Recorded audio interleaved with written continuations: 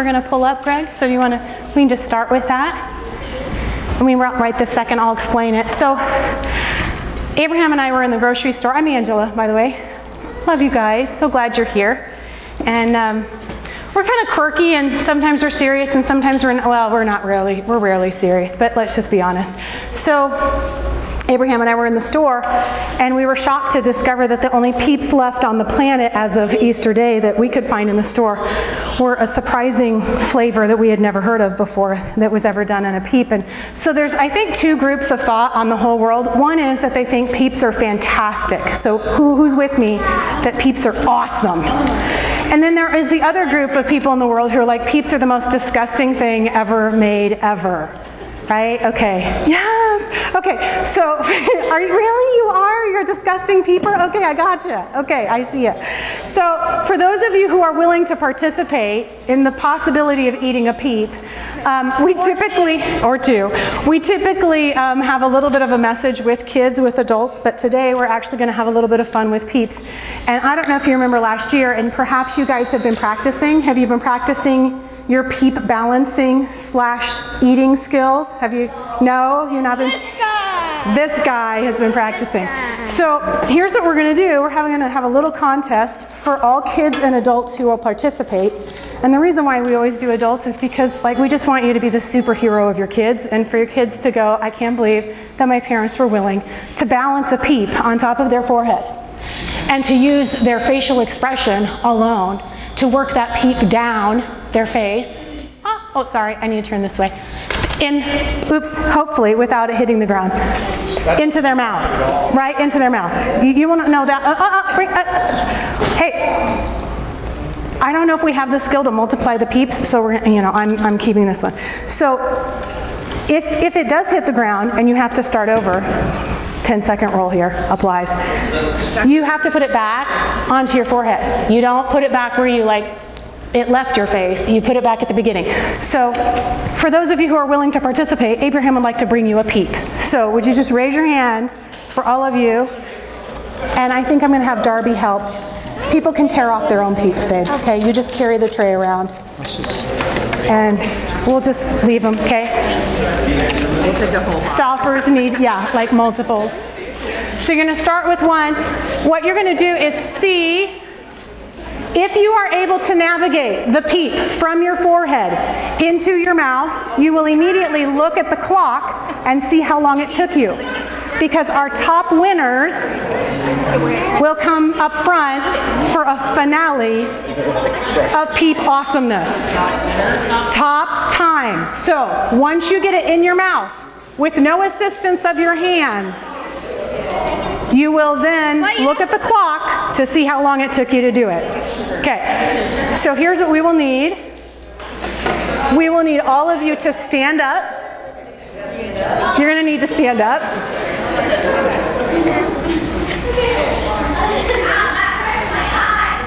And Jocelyn has a timer. So do not start working the Peep until the clock has counted down and begun. So we will have a count off and then the clock will begin. All right, Jocelyn, are you going to do this? No? Okay. Courage, Kate. Hold on. Turn up the computer sound. Computer sound. Computer sound. Not yet, not yet. 2, 1. Begin. Keep going. If it goes to the ground, put it back on your forehead.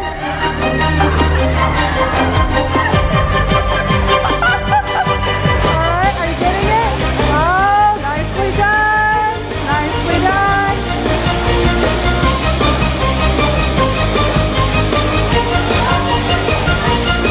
Almost there. Oh, we haven't won. Keep going, keep going. Look at your time. Look at your time. Almost, yeah. Oh, I see some chewing going. Did you get it? You got it? What was your time? You just ate it. Early failure.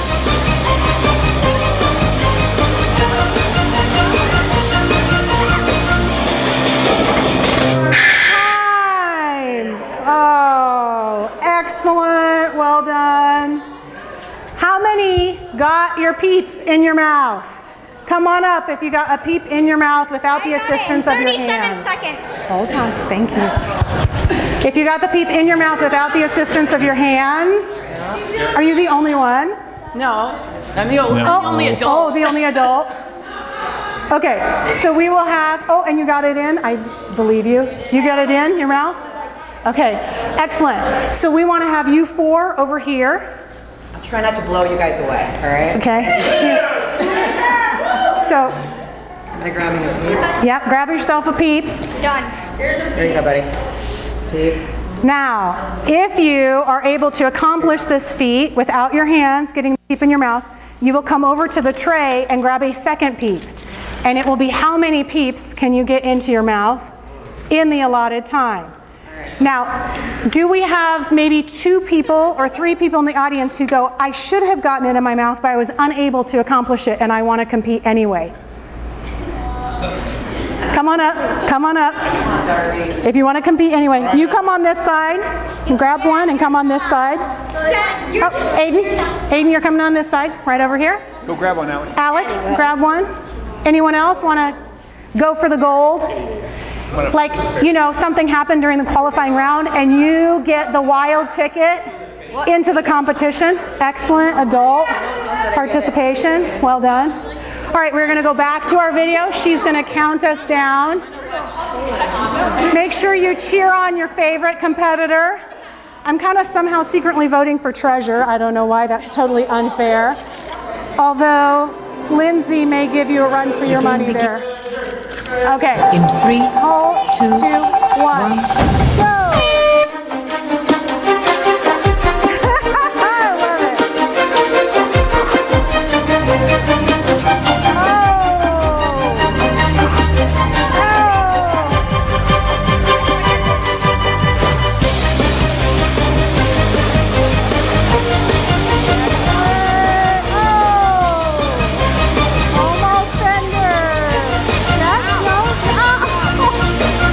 Again, on your forehead. Yeah, you don't get out of it. Come on, 25 seconds left.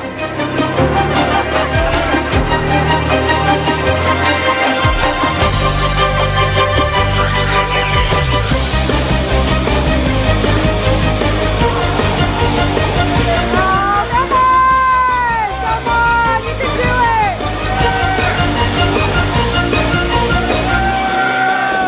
Two, one. Oh. Did anyone get it in without the assistance of the hands? Huh? Did anyone get in without the assistance of the hands? It makes me slightly suspicious of the qualifying round. I'm just going to be honest. I did it No, the first time. I actually saw you get it the first time. Well done. Excellent. Your prize is you may actually pick another peep. Yeah, you get more peeps. Did any of you imagine, I mean, here's what I'm trying to figure out is, who thought to combine the sacredness of a peep with the flavor of another sacred flavor that doesn't really seem to be going with the peepness, which is maple sugar. Pancake and maple sugar is the flavor of these peeps. Like, I'm not even sure, right? Thank you. I was like, what is that craziness, right? We spared no expense after Easter. Picked up all the cheap ones. Yeah, the ones that nobody else wanted.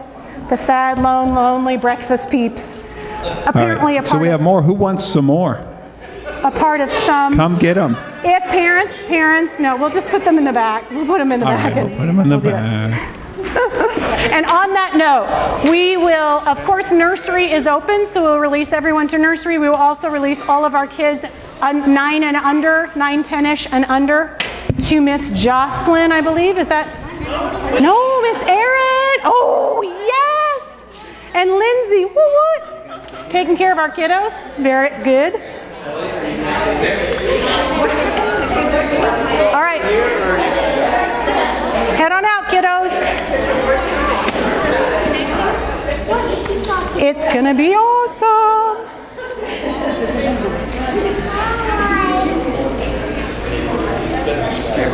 All right.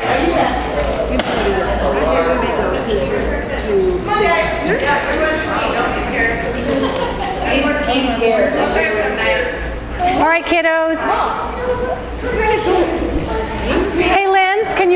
I think Lindsay, we have a couple more, I think, right? You guys, are you heading? Yeah. Yeah, go. You're going to have way more fun. That'll be great. Oh, I love your kitty cat. That's so awesome. Okay. Go. Okay. Hey, Greg. Thanks for taking care of sound. Christy and Dan, for those of you who are wondering, Christy is on a work trip. She is a fire marshal for Camp Verde. And also, they run our family life ministry. Dan's often in the sound booth, and which is why when we're without them, we are so messed up on our sound, but they're making it happen. So, you okay, Greg? Are you need helping, or are you? I just don't have any batteries for my mic. Oh, no batteries for your mic? I think maybe Jocelyn can help. She's helpful in those ways. Okay, so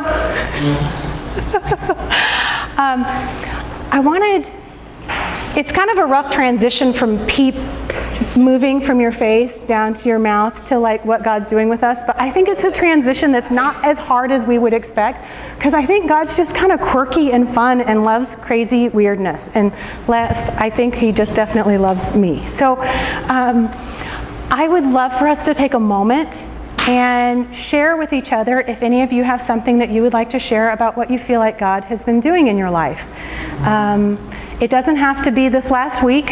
For some of us, we look at the Easter time as a time of like a changing of the year, and so it can be anything that God's even been doing in your life this last year. So just take a moment to think. If you would like to share, you're welcome to. Nobody's going to be called on, so there's no uncomfortability, but I'm going to open up that space in a moment. But last weekend was really fun because we just took an overnight trip to Flagstaff, and we visited 3 different areas, that's true, thank you, of cliff dwellings. Did you get, yeah. So this is Greg. I'm Angela, for those of you who haven't met us. And Greg's like the strong silent type, so I do a lot of the talking, but we just feel like this is such a partnership of us. And so if you're kind of wondering like what that's all about, that's kind of our deal, right? When we were watching NCIS one time, they said, Jethro Gibbs is basically a functional mute. And Greg and I both busted out laughing, and we're like, oh, so now we know what to call you, is like a functional mute. So anyway, now he's just giving me a hard time by not refusing to say anything at all. I can talk, I just don't. So anyway, while we were checking out the cliff dwellings, one of the locations that we went to had 200 and how many steps? 207, 270? Yeah, the Walnut Canyon, wasn't it? Yeah, And I discovered as I was starting to go down these steps that I found it almost impossible. Something had flared up in my knee, and my family was taking off without me. I don't know if that's ever happened to any of you before, where your family is normally super considerate and thinks about you in most often ways, but apparently when there's cliff dwellings to be had, they don't even realize that you're not anywhere in the vicinity. And I'm like hobbling down these steps, and I'm going, oh, why is it flaring up today? This sharp pain in my knee. And I started to pray over my knee, and it didn't make any difference at all. And I thought, I'm not really quite sure how I'm going to make it up and down 200 and some steps. And I'm kind of bummed about that. And so, Lord, what do you want to do about it? He says, well, why don't you ask Greg to pray for it? Well, one, I can't even see him. He's so far ahead of me. And to be honest with you, I was a bit annoyed with you, because hello, supposedly it's supposed to be a family adventure, but I was with the family. Well, you were just lagging. I was. Well, yes. So I felt and so I don't know about you guys, if you've ever had those moments in your life where God encourages you to reach out to someone to ask them for help while you are currently annoyed with them. Has that ever happened? Thank you, right?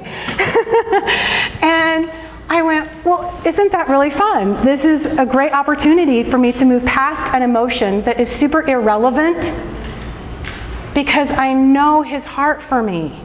And I don't know about you, but I feel like throughout my day, I often have emotions that are relevant to what is in somebody's heart. And then I have a choice whether or not I'm going to agree, with that temporary emotion, or whether I'm going to go with the truth of who that person is. And so I made a decision to go with the truth, of who Greg is. And so I literally had to scream past a whole bunch of people, hey, I'm like back here. And so they came back a mile, no, like, I don't know, 20 feet. It was not that far ahead. And I said, would you mind praying for my knee? And your response was? I don't even know what I said. I did. You said, I don't even know how to pray for your knee. Yeah, that's pretty much what I think I said. And I said, okay. I know. I don't either. Have any of you been there where you're like, I don't even know how to pray anymore? I mean, really, like, I just talked to him, and I don't really know how to even pray for this. And so he said, I don't know. And I said, well, I don't either, but if you just do it, that would be great. So he did. It was very simple. It was and I took the next step down the step, and totally gone. The pain was totally gone. 2 days later, when we got the flu, and he prayed over me, the flu did not go. But the pain in my knee completely went, and it hasn't been back since. And I just love this adventurous life that we have with God. It doesn't always make sense, isn't always clear. I just love this adventurous life we have with God. Just sweet and beautiful and full of opportunities. So, Tom, you wanted to share? Yeah. Okay. Excellent. So on the humor part, right? Yeah. So when I first started coming, I was not familiar with affirmation and prophetic word and all that. So every time I would get a card, I would find somebody totally different. I would find someone that was 3 years old and they could barely talk, and I'd go, give me a word. And they would give me a prophetic word, and I'd be like, whoa. And so every Sunday when I would start coming, I made it a game. I would just get a card and I would just randomly pick someone and go, give me a word. And they would give me a word. And it was Really? just, I didn't know you did this. Yeah, it was a game because I was skeptical. I was like, this is no way. I'm like, this is going to end at some point. So I'm just finding random people. So I have this one card and it says Hell's Angels on it. And I find the most person that would not have anything to do with Hell's Angels. Mm-hmm. And I took it to him, and it was a sister, and I gave it to her, and she looked at the card and she just starts laughing. And I'm like, what? And she goes, this is the word for you, is that God finds you funny. And I was like, what? And she's like, yeah, that's the word for you, that God thinks that playing this game with him, because I didn't even tell her that it was a game. She goes, God finds this game that you play with him every Sunday. He looks forward to having fun with you playing this game. Oh, she didn't even know? She didn't even know, right? Because I'm like, Hell's Angels, what kind of word are you going to give me a prophetic word about the Hell's Angels? But she's just like, God thinks you're funny. He finds it funny that you guys can laugh and play this game together. And that changed my relationship with him. Because I've always seen God as kind of serious and straight, not someone that I could joke with and, say stuff to him. Yeah. And it just changed the dynamic of my relationship with him. That's as so far as good. humor goes. I was like, wow, I can have fun with God. And it has been fun. That's so fun. First Friday was this Friday, and I went to First Friday, and they had some people there giving prophetic word. Mm-hmm. And so I was kind of dressed in dark clothes, and so I go to them and I go, so what is this whole spiritual, they call it spiritual words. They weren't calling it prophetic word. And I go, so what is this thing? And they just look at me. And there's this one tall guy, and he goes, you know what it is. And I go, okay, well, so we talked a little bit, and so they gave me prophetic word. And so one of the things that I loved about it is, so far, when I begin prophetic word, it's been close. You know what I mean? Like, I know it's from God.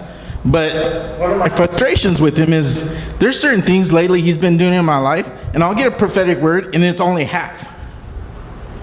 He's like, sit on an egg. I'm like, well, I know the egg is supposed to be something that I'm supposed to be incubating in my life, but I'm like, what the heck does that mean? I don't know what I should be incubating in my life. But I gotta sit on my egg. There's times where That's I feel an like odd I word. need to be. I'm just going to tell you flat out, super odd word, but excellent. Right. Love it. So I'm at First Friday, and they start praying for me, and then all three of them, they're like, all had to do with being a warrior. One guy, he's like, you're a warrior. You've been wandering around without your weapon, and now you got your weapon. You got your sword now. And so I'm like, all right, that's cool. That's specific. I can deal with that. You know, next guy was like, wow, you know, God just has been taking you from this place of like wandering around in the desert, and now you have a purpose, and your purpose is to speak up for those that can't speak for themselves. And, you know, very vaguely, I've been getting that, but this was very specific. And I'm like, okay. And then this lady, she cracks me up the most, because I come from a very family that's very physical, and everybody around me is like, you know, nice, soft, and touchy. This lady, she was like this. God wants you to make a difference in your family's lives with prayer, and she's going like this, and just, you know, and for me, that's I was like, oh, this is awesome, you know. But my friend that was with me, they're like, wow, she's pretty physical with you. And I was like, yeah, wasn't that awesome? And she's like, you're weird. But you know what? At the end of the day, it was just cool, because I felt like the prophetic word was still prophetic word, but still more specific to where I'm at. And it was a confirmation. And all three of them, they go, this is just a confirmation of what God is saying. And I was like, wow. You know, like First Friday, you don't expect That's so cool. everything crazy other than God being there and Him giving you a word. That's good. Thanks, Tom. Thanks, for Tom. sharing. Yay. Yeah.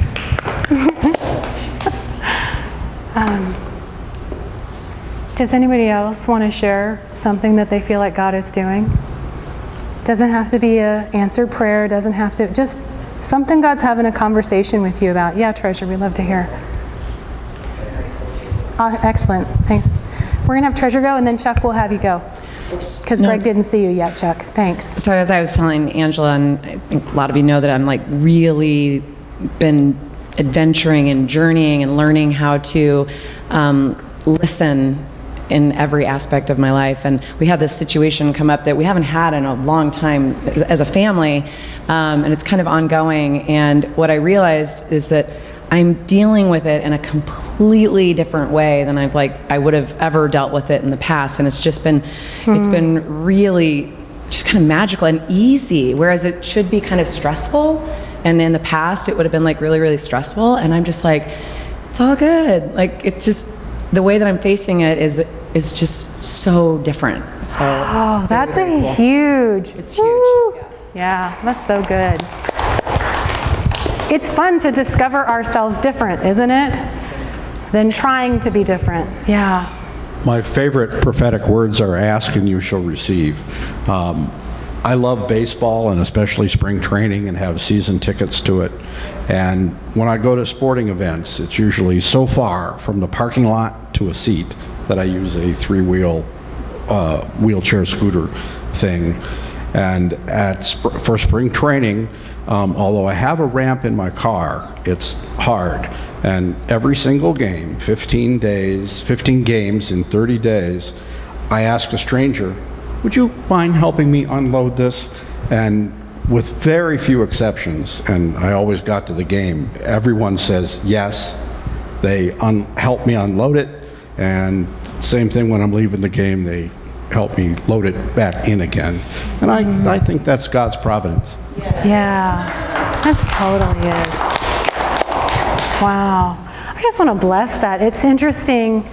There's a theme that seems to be happening in some of these things, and it is about asking and receiving and discovering something new, you know, in ourselves. And so I just feel a delight of the Holy Spirit with us right now. So I just want to, I'm just listening for a second.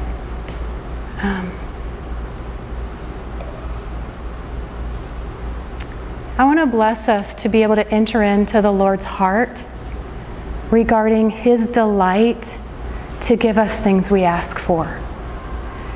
and for him to heal hurts that we've experienced when we haven't received what we thought we've asked for, or even what we've needed. So I'm trying to just ask the Lord how he wants to do that.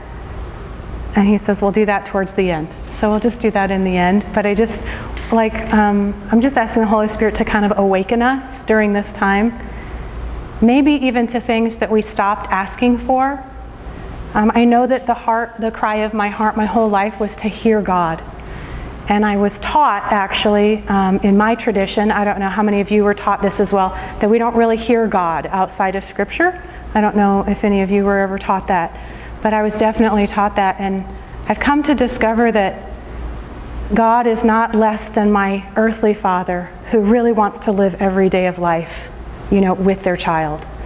And wants to interact in a really personal way. Now, we hear God differently. Not everybody hears God the same way. It might be a perception. It might be a feeling. It might be something that you can't even put into words. It might be God expressing himself through nature. I know that you hear and feel the Lord through nature a lot, Mia, and in lots of different ways. Maybe even the wind, on our skin. Maybe it is through another person. But I know that God is continually wanting to connect and communicate with us in so many different ways. And so if there have been times where we've had a cry on our heart and felt like I gave that one up.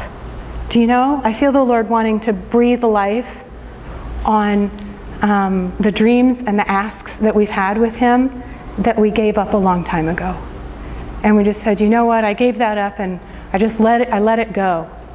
And I feel like that there have been seeds that we have sown that maybe have been sitting in the soil for a really long time.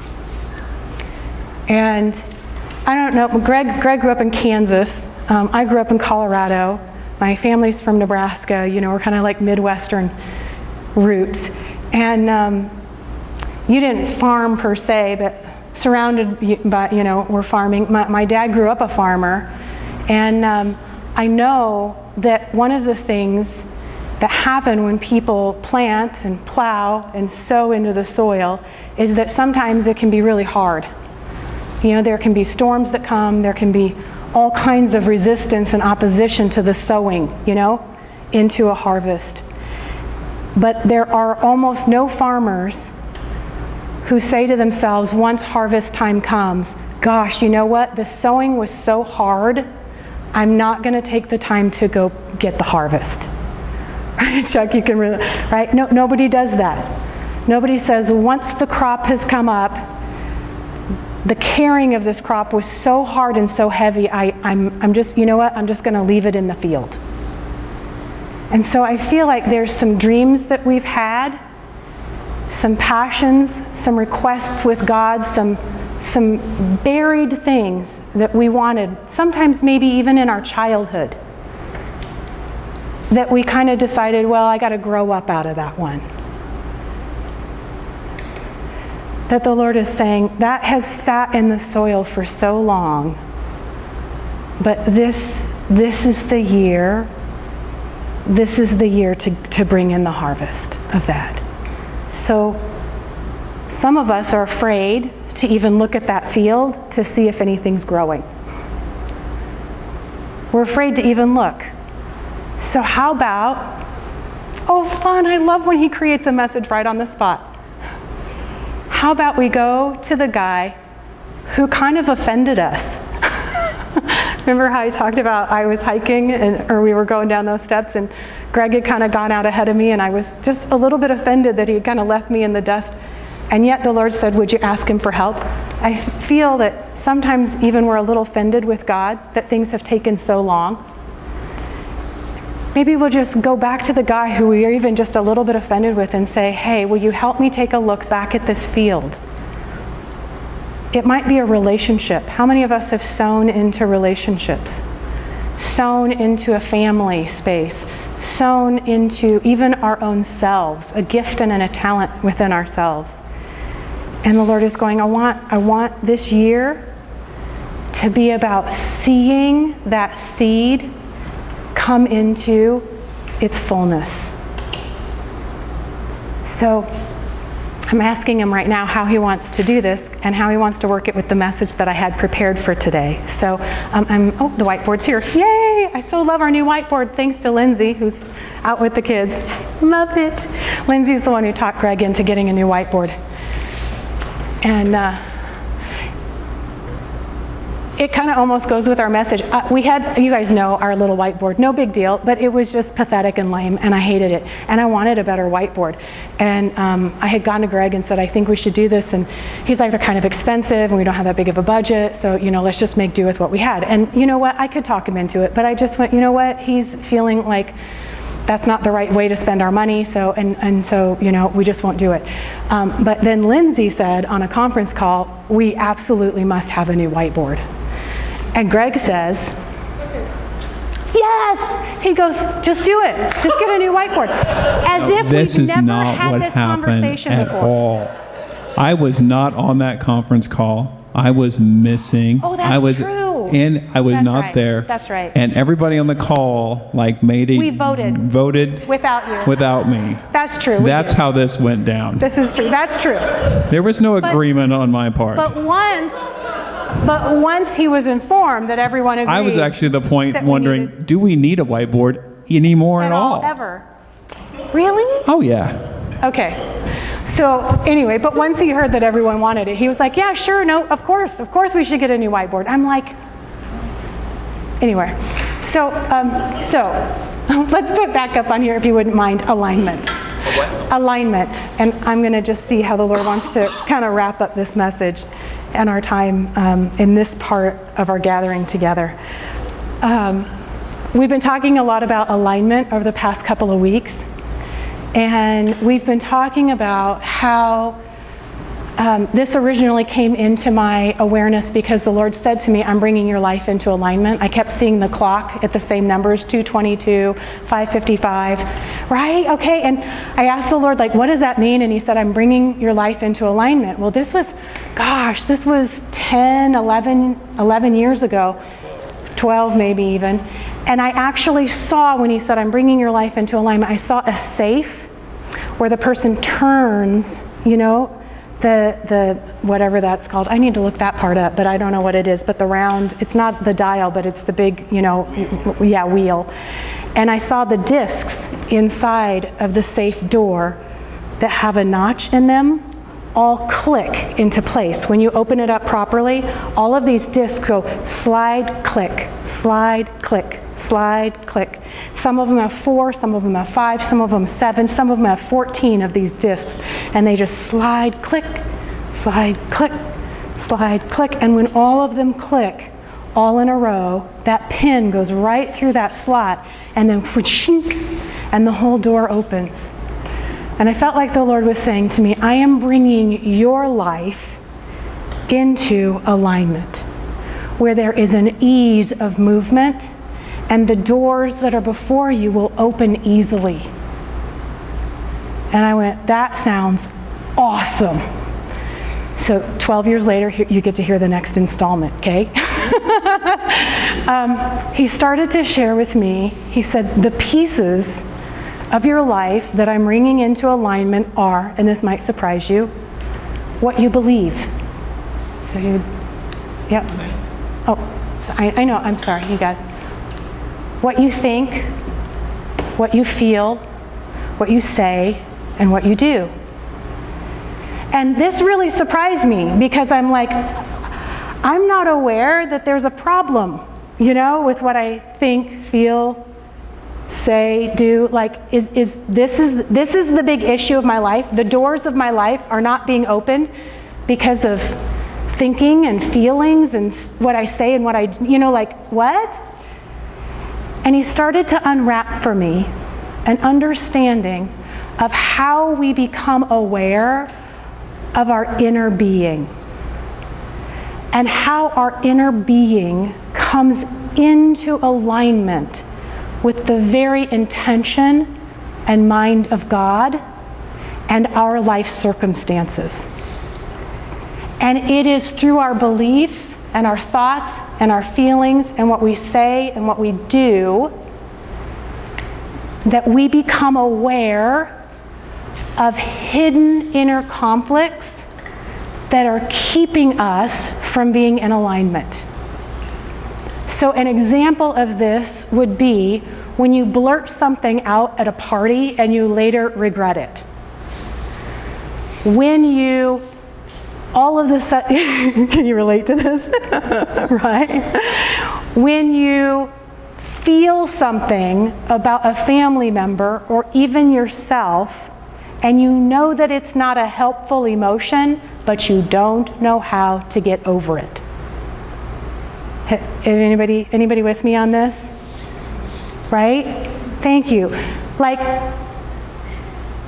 bitterness that you have towards somebody, and you so want to get past it, but so things that we think and feel and say and do are so often these beautiful gifts to us. But what do we do instead? Instead, what we often try to do is correct our behavior. We try to correct these pieces without realizing that they are the very gift revealing to us that a part of us is out of alignment. And most often, it's our belief, a hidden belief that's out of alignment, that's being revealed through what we think, or what we say, or what we feel, or what we do. So I've come to realize that when I have super uncomfortable and negative emotion, I don't try to change how I feel. I start to ask the question, what part of me is not in agreement with the goodness of God? And Lord, why don't you reveal what it is that's going on? Why don't we automatically do that?